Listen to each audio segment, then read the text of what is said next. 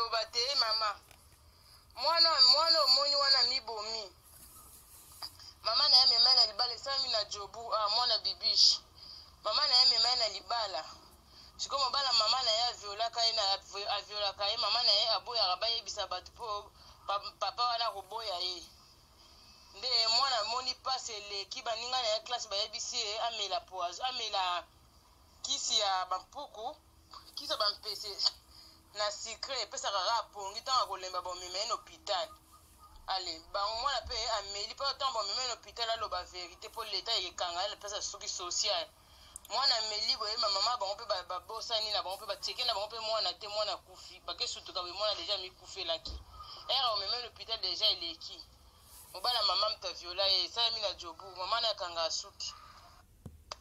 Botala bande konanga botala papa ndoki na mama ndoki ndenge ni babomisi jeune fille oyo na kati ya groupe. Donc toza na mboko babengi Afrique bande konanga pasi.